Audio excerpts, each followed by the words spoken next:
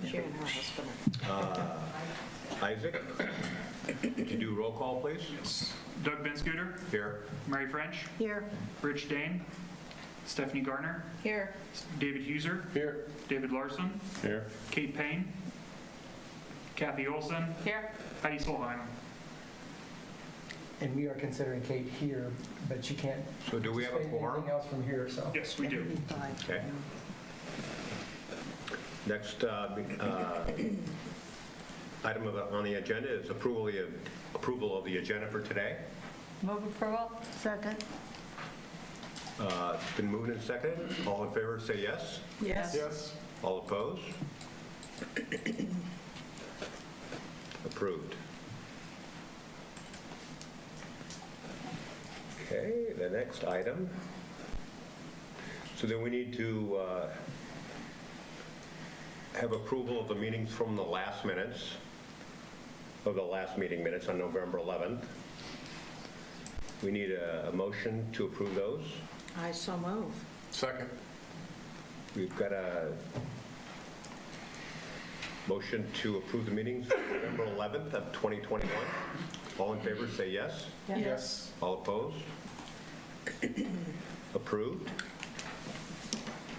We will now open up the public hearing, and Isaac, would you take us through this, please? Yes. So this is special provisional use. The applicant is Waverly-Shell Community School District. They've purchased 35.367 acres near the intersection of Horton Road and Summit Drive, and they're requesting a special provisional use to construct an elementary school on this property. They're proposing to construct a two-story elementary school. They'll serve at full capacity approximately 480 students and have approximately 50 staff members. The school site will be accessed from Horton Road. As you can see on the site plan in the packet, it'll be accessed from the southwest corner of the parcel. It'll be a 36-foot wide 3-lane city street. The school district is also proposing to dedicate 100 feet of right-of-way along the southern property line from the western property line to the eastern property line. So the road won't extend all the way to the eastern property line upon completion of the school, but there will be dedicated city right-of-way along that southern property line. So that does resolve one of the issues from the earlier. Correct, that is correct. There will be one access drive off this 36-foot wide street. It will service two separate parking lot areas. The parking lot area on the southern side of the proposed school will feature two one-way only lanes for parent drop-offs, and then it'll also have 50 parking spaces, including 4 handicap parking spaces. There'll be a sidewalk provided on the outside of the driving lanes as well. And then the school has also identified an area where they could extend a sidewalk to the south if the residential zoned areas to the south of this parcel is ever developed for residential. There's a possibility to have a sidewalk to access that residential subdivision. The northern parking lot will be used primarily for bus drop-off and pickup, as well as staff parking, and any vendor parking and loading area will be accessed from that north parking lot as well. The school district is proposing to place a water detention area between the proposed school site and Horton Road. There's naturally a low spot in that area currently, so it just makes sense to put the water detention area in that area. The property the school is requesting special provisional use for is currently zoned A1 agricultural and is being used as such. The future land use map shows the property as residential. Historically, schools bring residential development, so we think that it fits with the future land use map, regardless of whether it be zoned A1 or residential. It would still require special provisional use to be placed on this property. State Fire Marshal must review this proposed site plan before construction begins. To staff's knowledge, that review has not taken place. Other than that, we did include in the packet staff site plan review document. That was for a earlier version of a site plan. Since we issued that review document to the school, they have addressed most, if not all, of the issues that we brought up in that document. And then the final site plan is what's been presented for you tonight. Staff's recommendation is to approve the special provisional use. So most, if not all, means what was it? I would say that the only thing is that we did recommend that they submit it to the fire marshal. Like I said, to staff's knowledge, we don't believe that that's happened yet. If they want to correct me, I'd encourage them to do so. Okay, but any of the other specific site planning kinds of things have been addressed? That's correct. And if I didn't already open the public hearing, I want to reopen it. So if there's anybody from the public who would like to speak, you're welcome to. Not required, but you're welcome to. We also have Mike Murphy, who's engineering for the school. He is joining us via Zoom. So, Mike, I don't know if you can hear us, but if you have anything that you'd like to say or share screen for any extra graphics, we invite you to do so this time. Sure, I'll share my screen. You let me know when you see it. Yeah, I have many screens.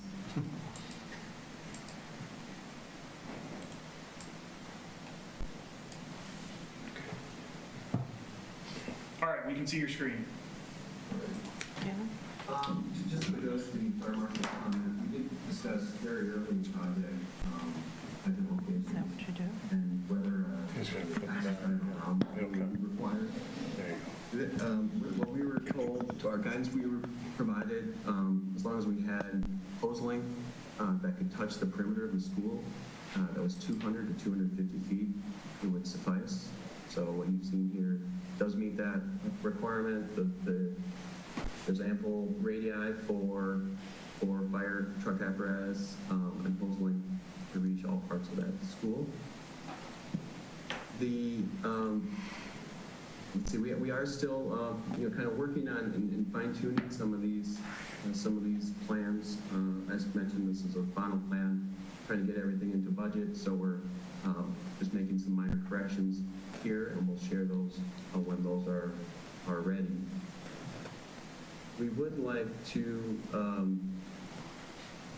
mention some of the things that we're showing on this plan that we'd like some consideration and maybe some discussion tonight if it's appropriate, to discuss some of the extension of street right-of-way in this multi-use path.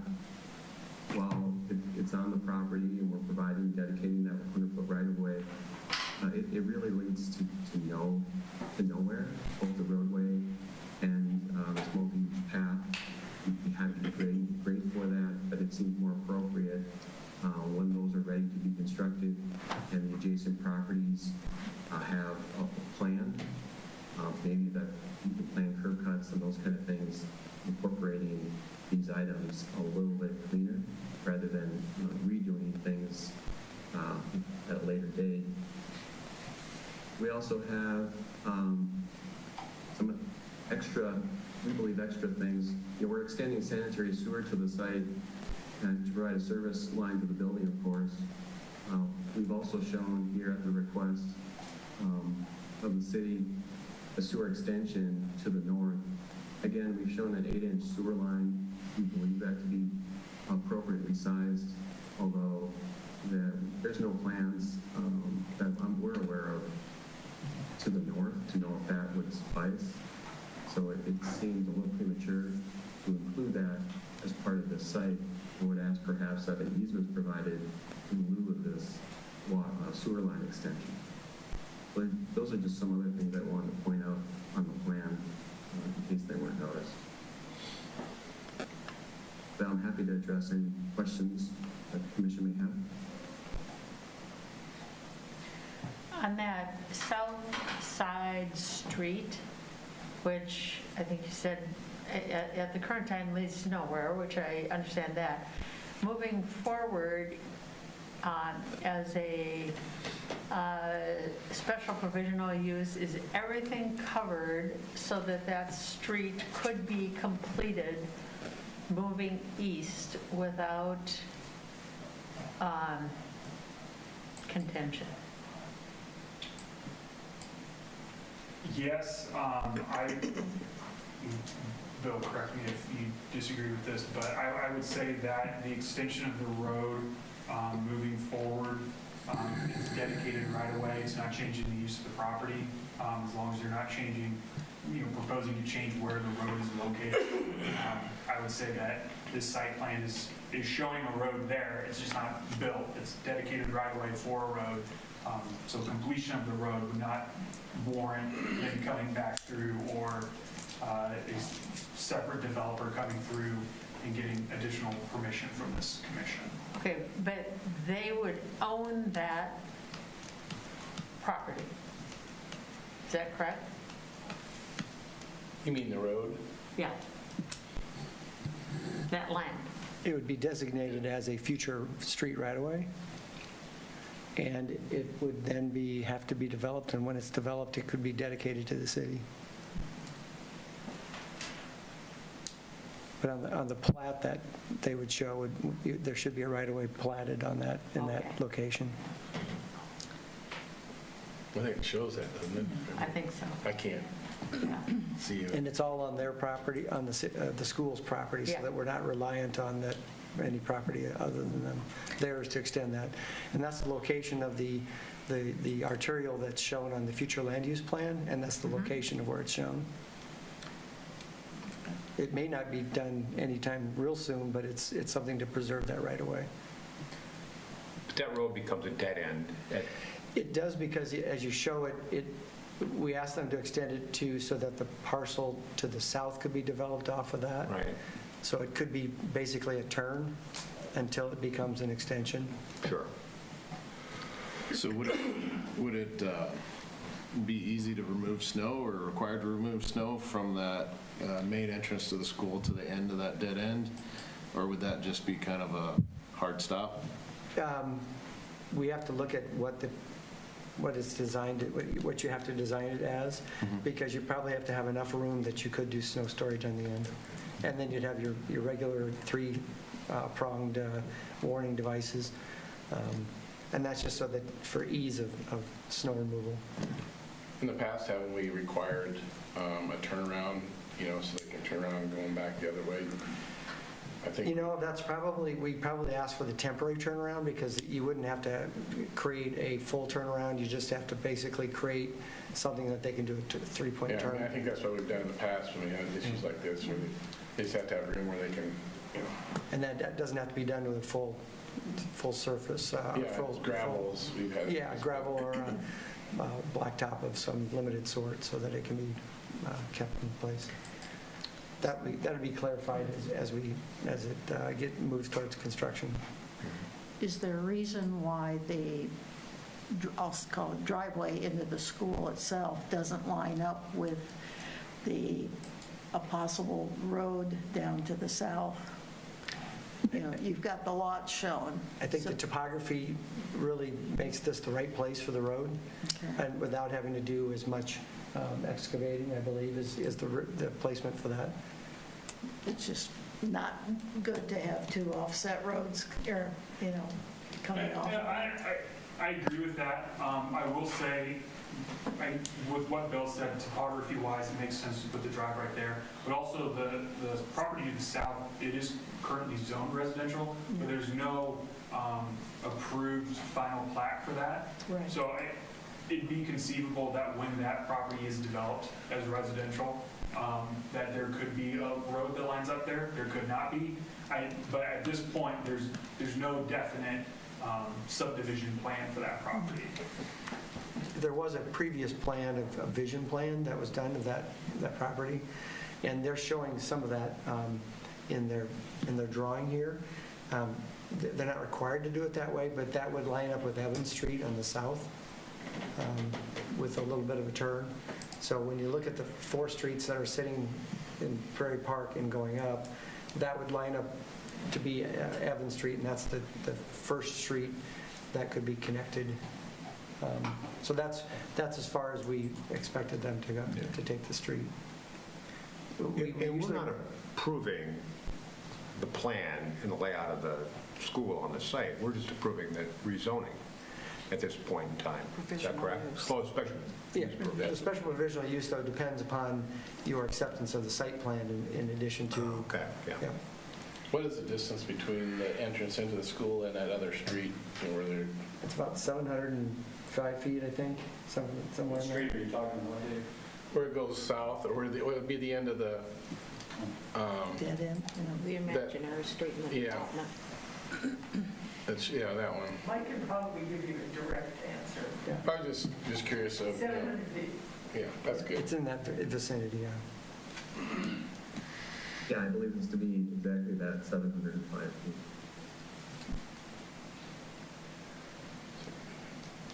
Is there anything in terms of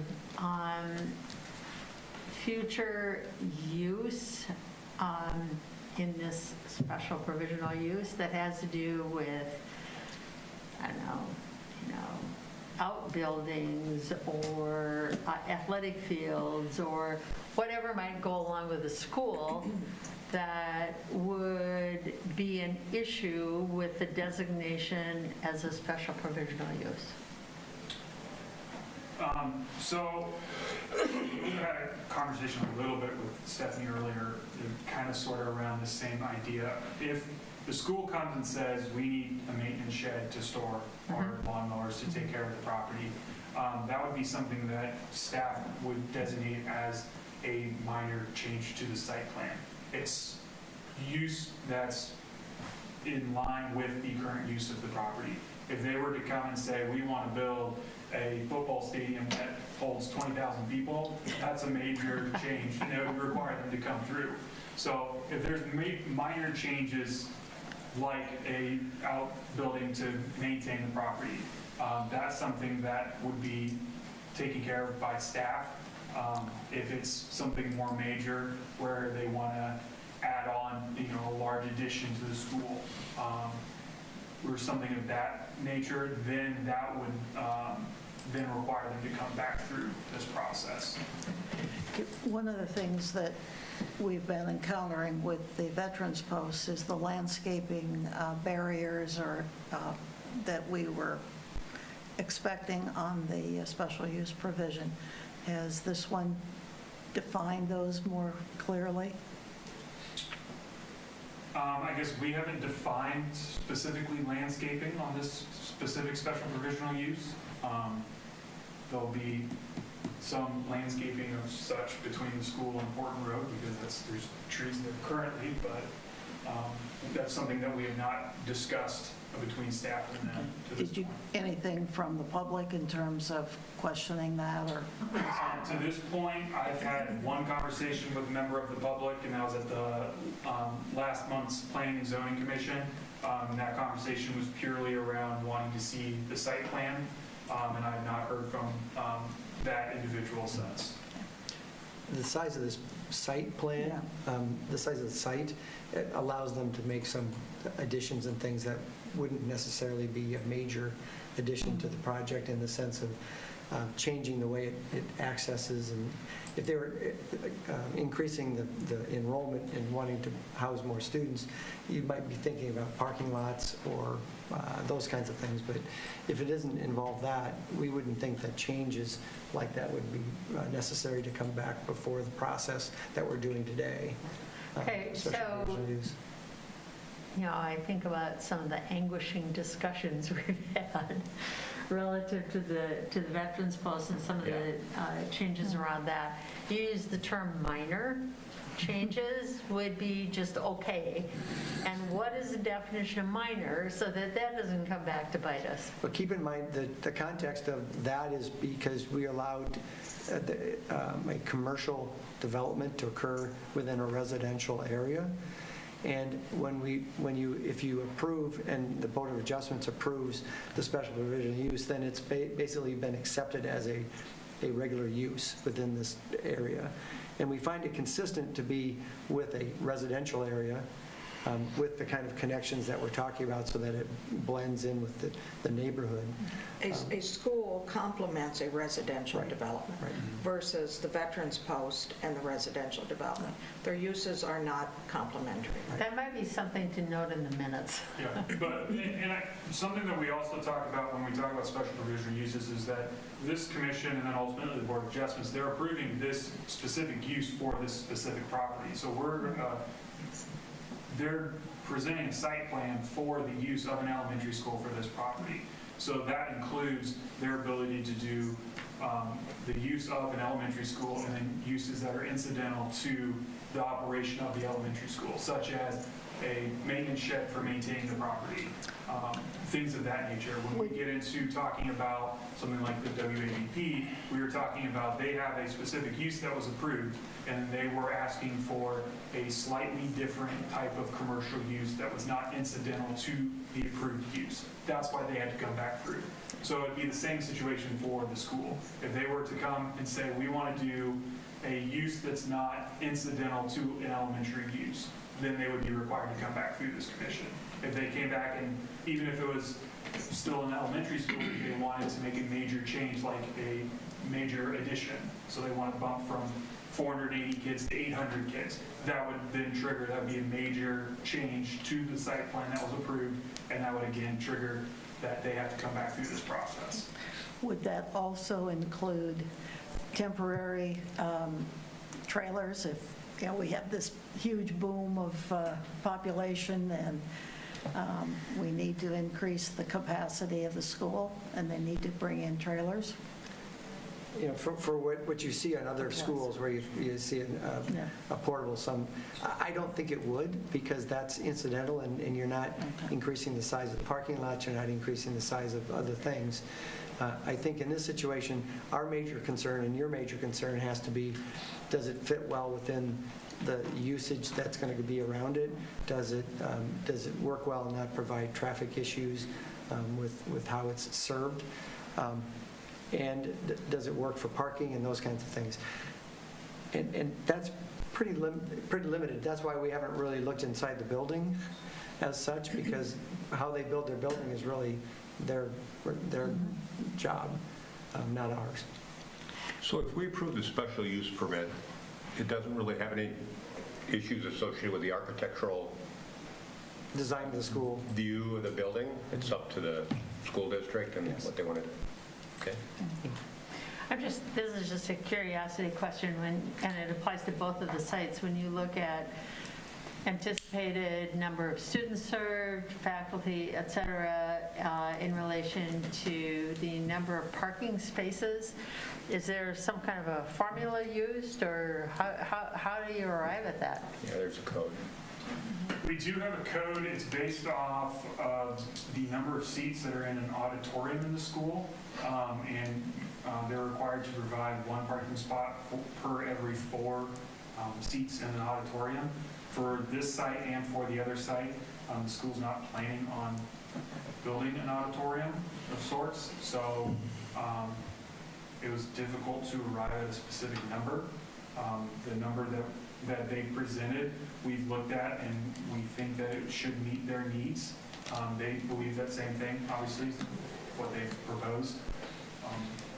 So performances of the kids at the elementary schools would be performed where? We would propose they would continue at the middle school as they are now. Oh, okay. We only have a couple of years.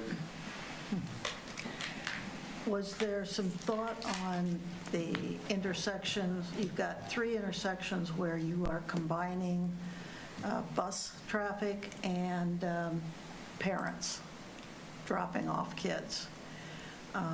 Was there any thought of removing the one, to the north there, the north one, and having 2 accesses on that main east-west road? So we, keep in mind that as an elementary school, I believe what I was told is a couple of buses, Yeah, at this 2 to 3. larger one, we may have 4. Okay.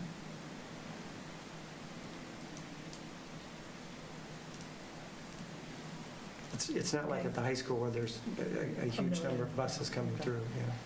This is a satellite location. Right. How about any of the issues relative to Summit Drive and the, as I was trying to read through and understand that, had to do with some issues relative to utilities and so on. Is that all? Yep, so one of the original site plans that was submitted, they were proposing an access onto Horton Road across from Summit. And so that was causing some separate issues. But moving that access, the street to the southwest corner off of Horton has relieved those issues. So. And then the only question I have is, all the neighbors have been contacted and identified and notified of the proposed change here? That is correct. Okay. Did you receive any I did feedback? not. Like I said, I did talk to one couple at the last month's meeting, and they just requested a site plan. That site plan was sent to them, and then I have not heard back from them since, and I have not heard back from any other of the neighbors for this site. I think because they created the new intersect, or the new street on the south side, that kind of took away those issues that potentially would have been raised with an intersection at Summit. That doesn't mean Summit couldn't be eventually used to access property to the north that may not be necessary for the school site. So at some point, the school could have sell that to a developer of some kind and have different development going to the north and an access off Summit. So where on this picture, the diagram that we have before us right now, where does the potential for residential development start? So are you on the civil I'm on plan set? Mike Murphy's screen. Mike, can you scroll up to the one that shows the... Well, I mean, this is school property. Yeah, there you can show that. It remains school property.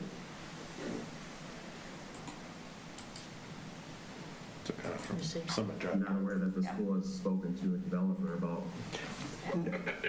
using residential lots. Right, Mike, but we have had discussions about the idea that they wouldn't need to keep that property, and at some point it could be kept or it could be sold.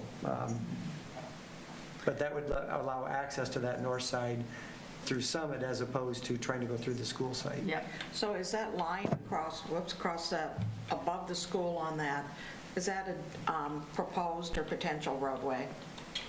So it's actually an easement, Okay. so that the sellers of this property to the school district, they own agricultural land directly to the east.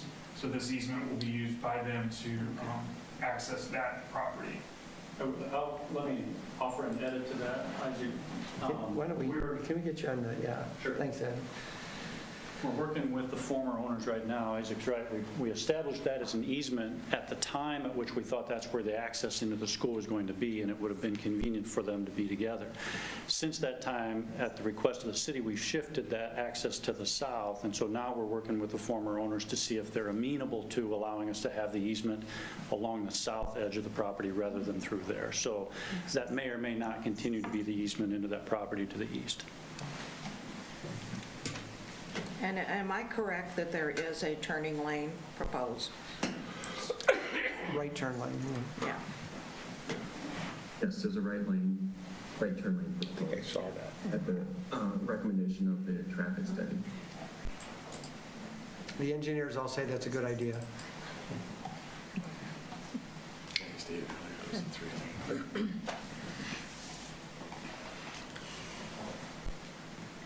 And I think the 3-lane going all the way to the school drive is just because it's short enough to not shrink it and then raise it again. So, and extending it so you have a left turn or a turn lane going right into it from the other direction would serve the property or the streets coming up to that road in the future.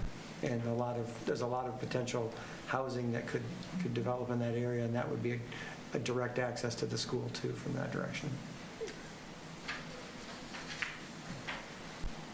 Any other comments from the public or from the commission?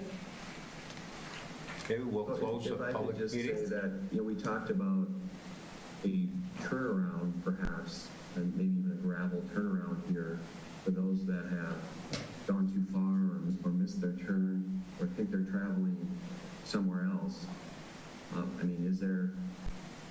Wouldn't it be easier just to cut this off and add your barricade at this radius so that people don't have to travel down a road that leads nowhere? I believe that would be very possible, Mike, and that's something we can talk about doing. Same would go for this multi-use path that would lead to nothing. Again, it makes sense to grade all this and have it prepped for future once we knew where curb cuts would be in conjunction with this residential subdivision, but it seems a little premature to have all this concrete at this time.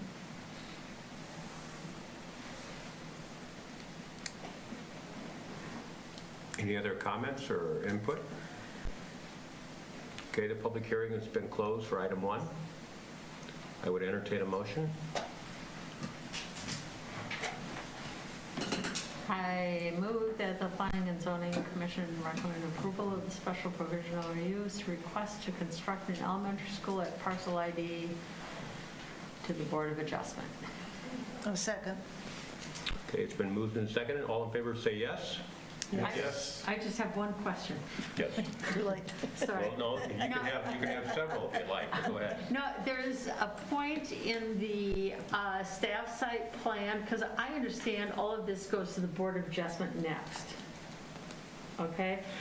But there, at the end of the staff site plan, in both of the documents, it says, once the final plans are accepted by city staff, the plans are then reviewed by the P&Z Commission along with the final plat for consistency with the previously approved preliminary plat, blah, blah, blah. But it says that goes to, upon P&Z Commission acceptance, the final plans are forwarded on to the City Council for review and approval. Does that not go to the Board of Adjustment? Are you talking about the agenda memo, or Yeah. are you talking about the staff site plan review? I'm in the staff site plan review document. Okay, so the staff site plan review document for the west side, and then at one point we were talking about this for this north or east side, however you want to say, doing a preliminary plat and final plat. For the west side, they'll be required to do that because they're carving off a piece of property from the larger piece of property.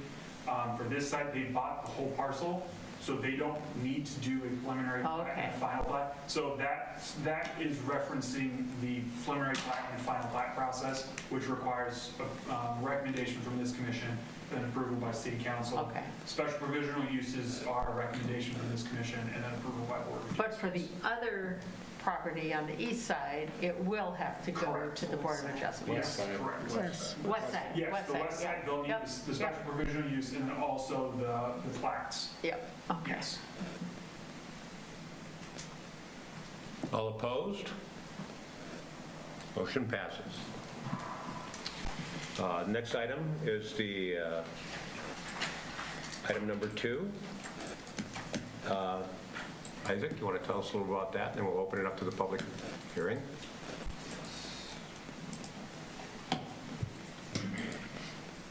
All right, so again, Waverly-Shell Community School District is the applicant, and they're proposing to construct an elementary school on this parcel. It'll be accessed off of 5th Avenue Northwest. Once at capacity, it'll serve approximately 312 students and have approximately 40 staff members. The school site will be accessed from 5th Avenue Northwest via 45-foot wide 3-lane city street. Again, the school district is proposing to dedicate 100 feet of right-of-way along the eastern property line to the southern property line. 2 access drives will be accessed off of the proposed city street, each servicing 2 separate parking lots. The parking lot on the south side of the proposed school will feature 2 12-foot one-way only lanes for parent drop-offs. The parking area will have 62 parking spaces, including 4 handicap parking spaces. This, let me pull up this, because this is only showing the, okay. So this is the correct, as you can see, the 2 access drives off of the city street. So the access drive on the south, that'll be for parent pickup and drop off, and then have 62 parking spaces. Again, a sidewalk will be provided on the outside of the driving lanes. School is proposing to construct a sidewalk to the proposed street right away, and turn the sidewalk to the south if necessary. That might not happen right away, but that would follow along in the dedicated street right away. The northern parking lot, again, will be used for bus drop-off, bus parking, staff parking, and then vendor parking and loading area. The north parking lot will have 25 parking spaces and can be accessed via a 24-foot drive. The school district is proposing to place 2 water detention areas on the property. One site will be located between the northern parking lot and 5th Avenue Northwest, and then the second water detention area will be located between the southern parking lot and the southern property line. Again, the future land use map shows it as residential. It's currently zoned as agricultural, and that's what it's being used as. Again, like I said on the other side, schools complement residential areas. We anticipate that with the construction of a school there, it will be very plausible to see residential development around it. Again, I say this with a caveat, as Mike might correct me, but we recommended that State Fire Marshal review the proposed site plan before construction begins. To staff's knowledge, that has not happened. Other than that, again, staff's recommendation is to approve the special provisional use. Is there anybody from the public that would like to speak, or I'm opening it up? Otherwise, commission? Are the 2 entrances to the school coming off Highway? I don't ask, I don't look at it. Yeah. So none of the roads in to the east of the property, none of the roads are going to be connected? This is the one coming off. So one entrance.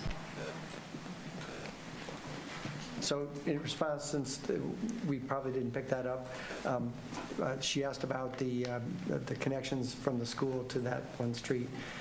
That is proposed to be a future street right away that could extend to the south. And as it extends to the south, it could connect to the streets that are coming off the areas to the east of that. And that's what we hope will happen, because that's a good place to have residential growth around the school sites. And there are, am I correct, there are some stub roads already there? There are 3 of them. Correct. So I'll pull up the aerial map here. So yes, to the east, there are several stub streets. Park at 2nd Avenue Northwest, and then possibly 1st Avenue Northwest. Looking at this, it's hard to tell if that actually stubs into this property or the property directly to the south of it. But this area, there's currently 3 streets that stub to the west, again, for potential residential development. That's what the future land use map shows. And that requires an extension that would not be included in this project. Correct. At least at an earlier version, there was some question, I think, about how it, the entrance from off of 5th Ave, off of 5th Ave going south, and the alignment of that for future arterial street or something. What? Yeah, so again, there are multiple site plans presented to the city for this proposed special provisional use. Those included several different places where the proposed street or drive was placed. The civil site plan set that I'm showing on the screen right now, that's the proposed site plan that they'd be moving forward with. And it would be considered a collector street at this point. It's not the arterial that's shown, that is actually to the west. Okay. On the future land use plan.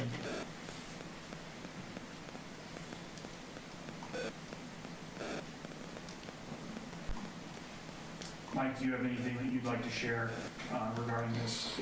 Yeah, if I could share my screen, that'd be helpful.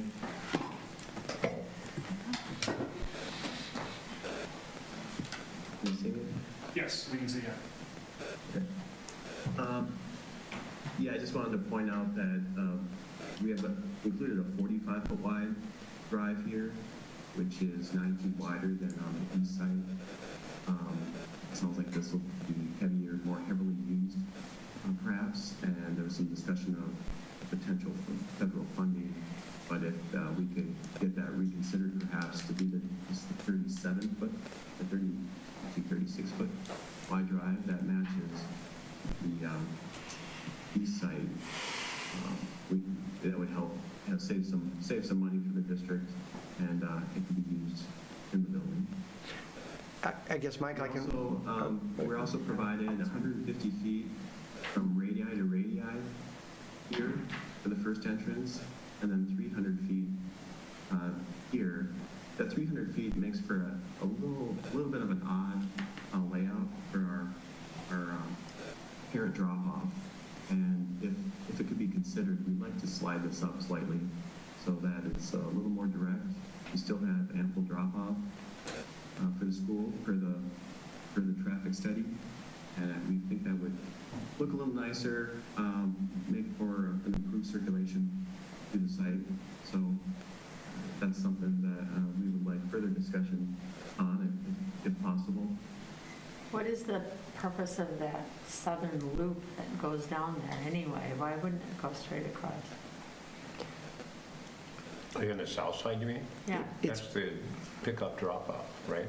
But it's probably ideal to have the 300 feet, but it could be considered to be, I mean, that's something that we can look at.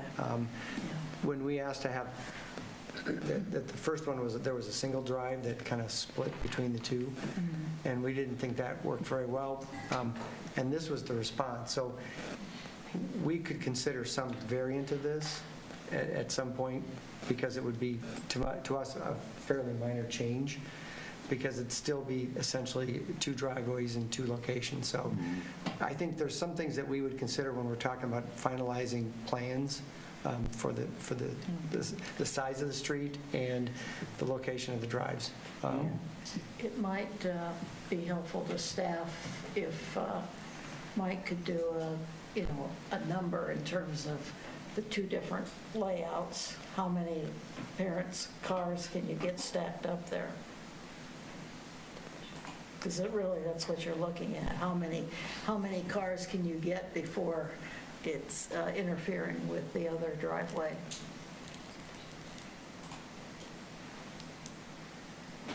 Could you hear that, Mike? Yeah, I'm trying to do some quick math in my head. The other one we had calculated out at the other side at 750, so it's 37. Queuing for 37 before it would empty out onto the street. Here would be similar. You're talking, and I'm talking this dash line essentially. So we anticipate that drop-off, parent would stop at this entrance, drop off, and then head out. But at the afternoon pickup, we want them to start queuing here, and they could queue all the way around without interfering with this parking lot, and that would be similar to that 37 parking spot. Yeah. No, but I'm talking about if you have a backup that goes all the way to that main road, and that it wouldn't, before it would interfere with the northern parking lot. On the south road? Well, on the north-south road, yeah. And what if that dead end got completed going south? You know what I mean? Does that change how you would loop into that area or not? I don't think staff had any concerns with the amount of stacking room there is. Okay. Just because it's an elementary school, it has lesser enrollment, I think, than the other school. And I've been in those lines at Yeah. my grandson's school, and it, drop-off isn't as bad as the pickup, because pickup, you have to wait, everybody waits. Yeah. So that's why they're saying you could loop all the way around, because the sidewalk goes all the way around. So Yeah. kids can go find their car. And there can be more cars stacking for pickup than there is for I have drop. to pipe in, sorry. Yeah, I'm trying to keep my mouth shut.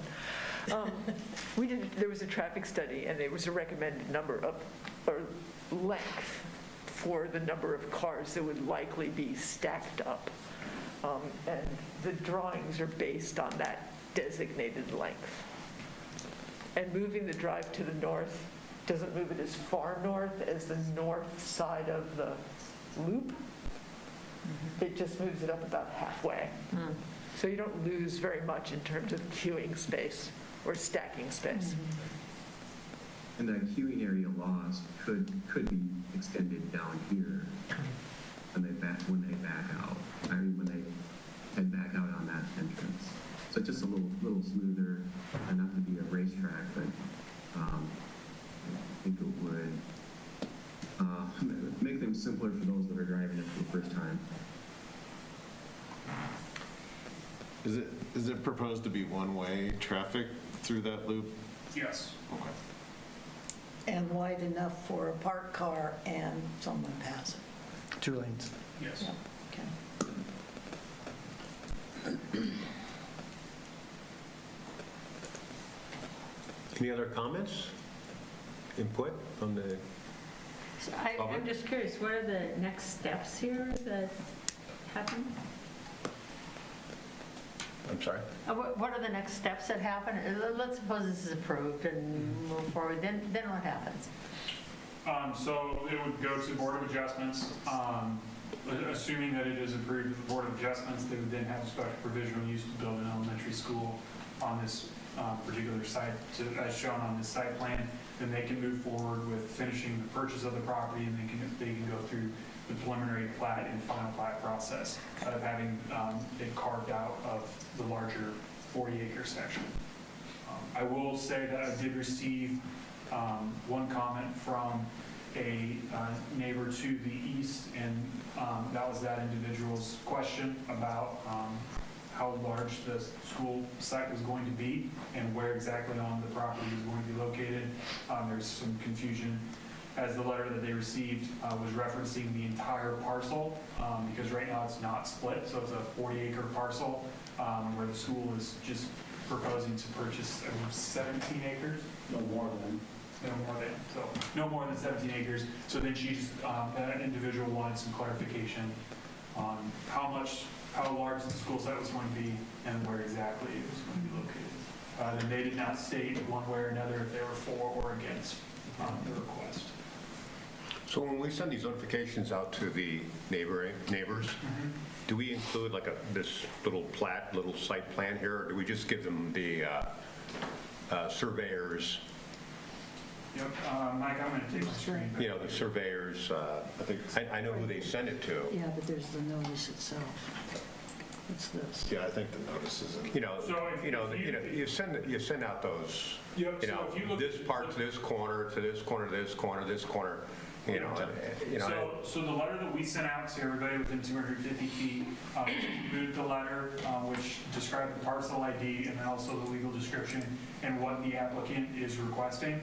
And then because there's not a physical address for this, we also included a small aerial of the property outline showing exactly what property they're proposing this special provisional use for.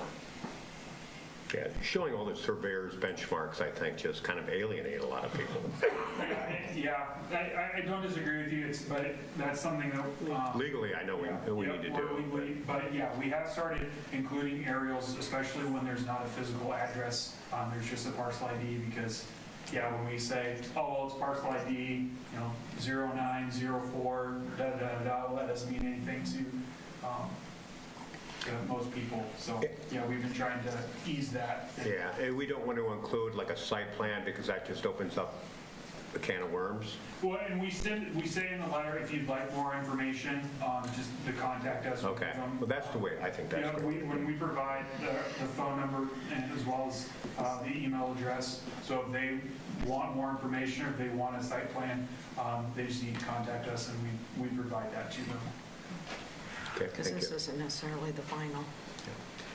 So, one more time, the discussion tonight around the no more than 17 acres is for what is to be decided, or is it the 40 acres?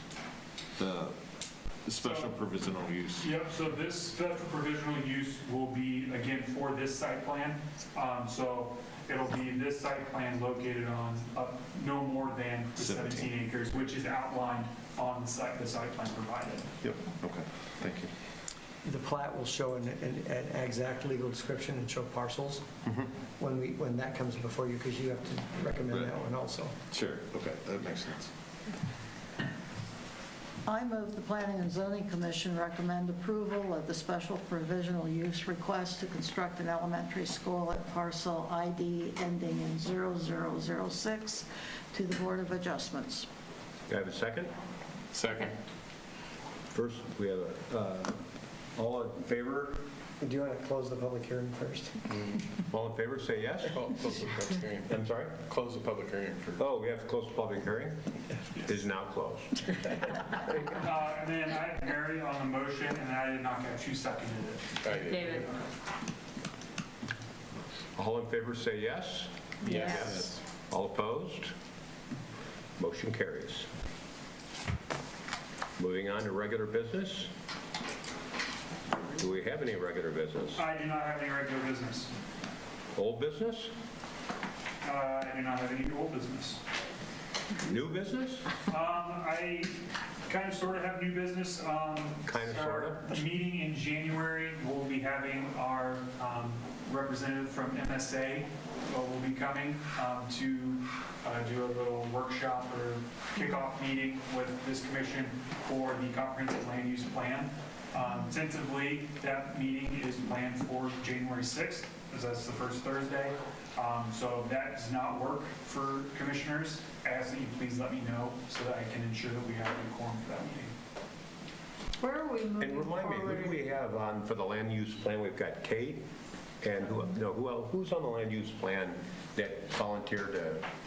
So I think we had 3 people Yeah, we had 3 that were our committee, subcommittee, but for this, they want the whole commission. Oh. Yes. Yeah, I mean, there's certain things that the committee of 3 will do, and there's certain things that the whole commission will do. Okay. Yeah.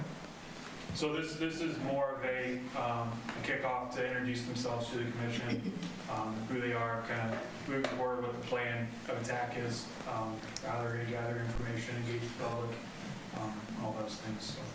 So. Okay. And moving forward, missing a meeting, as I understand it, we cannot vote remotely anymore or conduct virtual meetings, is that correct? We've asked because with the comp meeting coming up, we really would like to have everybody participate. And if there's any people that are seasonally somewhere else, Well, that's my question. then we would allow, because we're not taking action on those things with the comp plan. So we're going to try to set up, and they said they were able to bring in a Zoom call or a Teams call at the same time. We'd still like to have a quorum in the chambers for the people that are here. But since you're not voting, we would love to have you participate remotely if that works. Okay. As opposed to trying to find a date or waiting until March or April or something. Because we need to get started on it in January, and we'd really like to have great participation in that first meeting on the 6th. And what's that date? Is it January what? 6th. 6th. Yes.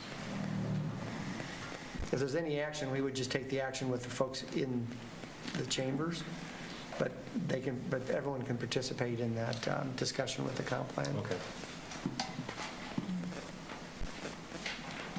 Do I have a motion for adjournment? Or any other So new business? move. I move we adjourn. I enthusiastically move we adjourn. Is there a second? Second. So, all in favor of adjournment? Yes. All opposed? Motion carries. Meeting's adjourned.